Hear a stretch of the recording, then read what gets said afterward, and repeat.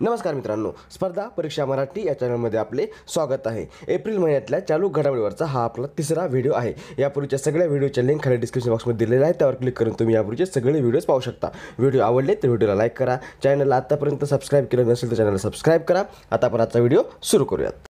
आजचा आपला पहिला प्रश्न आहे, जायेद मेडल हा संयुक्त अरब अमिरातचा म्हणजे UAEचा सर्वोच्च नागरी सन्मान खालीलपैकी कोणाला जाहीर झाला आहे? उत्तर आहे पर्याय क्रमांक 3 नरेंद्र मोदी। भारताचे पंतप्रधान नरेंद्र मोदी यांना त्यांनी भारत व UAE या दोन देशांमधील संबंध सुधारण्यासाठी केलेल्या प्रयत्नाची दखल घेऊन हा पुरस्कार जाहीर झालेला आहे। हा जो जायेद मेडल पुरस्कार आहे हा संयुक्त अरब अमिरातचा एक महत्त्वाचा किंवा प्रतिष्ठित असा पुरस्कार असून हा यापूर्वी जगातील अनेक नामांकित व्यक्तींना प्रदान करण्यात आलेला आहे। त्यामध्ये queen Elizabeth, George W Bush, Vladimir Putin, Nicolas Sarkozy, Xi Jinping, Angela Merkel यांचा समावेश आहे। आणि आता नुकताच भारताचे पंतप्रधान नरेंद्र मोदी यांनाही हा पुरस्कार जाहीर झालेला आहे। हा पुरस्कार UAEचा आहे। मॅपमध्ये बघा, हे आहे UAEची राजधानी आहे अबू धाबी।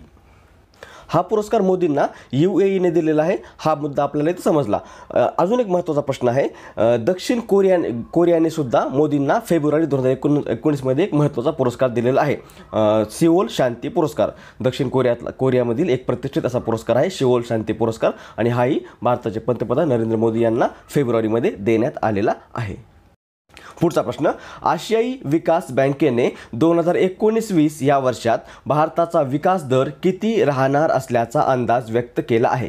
उत्तर आहे पर्याय क्रमांक 1 7.2%। आशियाई विकास बँकेने भारताचा 2019-20 या आर्थिक वर्षामध्ये विकास दर 7.2% राहणार असल्याचा अंदाज नुकताच व्यक्त केलेला आहे। हा अंदाज आशियाई विकास बँकेने म्हणजे ADB एशियन डेव्हलपमेंट बँकेने व्यक्त केलेला आहे। आपण आशियन डेव्हलपमेंट बँकेबद्दल थोडक्यात माहिती बघूयात। त्याला शॉर्टमध्ये ADB म्हणतात। ADB स्थापना 19 डिसेंबर 1966 झालेली आहे। मुख्यालय फिलिपाईन्सला, आणि ADBचे सध्याचे प्रेसिडेंट आहेत ताकाहिको नकाऊ।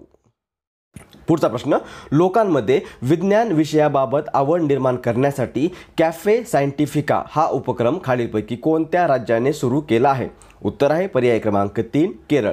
केरळ या राज्याने तेथील लोकांमध्ये विज्ञान विषयाबाबतची आवड निर्माण करण्याच्या उद्देशाने कॅफे सायंटिफिका हा उपक्रम सुरू केलेला आहे। हा जो उपक्रम आहे, हा उपक्रम राबवणारं केरळ हे भारतातील पहिलंच राज्य आहे। आणि हा उपक्रम केरळमध्ये human centre for ecology and wildlife biology human centre for ecology and wildlife biology या संस्थेकडून राबविला जात आहे। उत्तर आहे पर्याय क्रमांक 3 केरळ। इथे केरळचा उल्लेख आलेला आहे मॅपमध्ये बघा, हे आहे केरळ। केरळची राजधानी आहे तिरुवनंतपुरम। केरळचे सध्याचे राज्यपाल आहेत P सदाशिवम, आणि केरळचे सध्याचे मुख्यमंत्री आहेत P विजयन।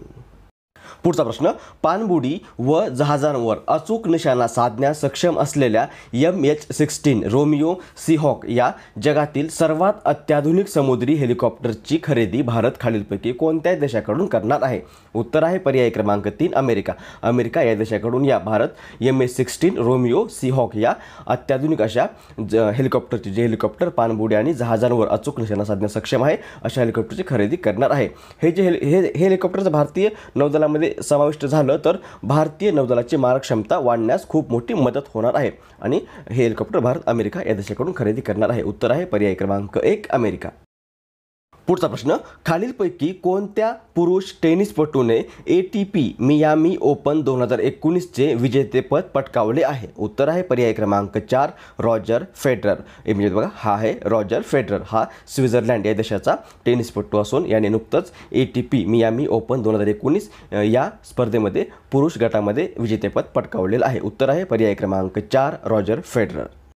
आणि आता कालच्या व्हिडिओमध्ये विचारलेल्या प्रश्नाचं उत्तर। कालच्या व्हिडिओमध्ये आपण प्रश्न विचारला होता, ऑसिंडेक्स 2019 हा नौदलाचा संयुक्त युद्ध सराव भारत व डॅश डॅश या देशादरम्यान आयोजित करण्यात आला आहे। उत्तर आहे पर्याय क्रमांक 2 ऑस्ट्रेलिया।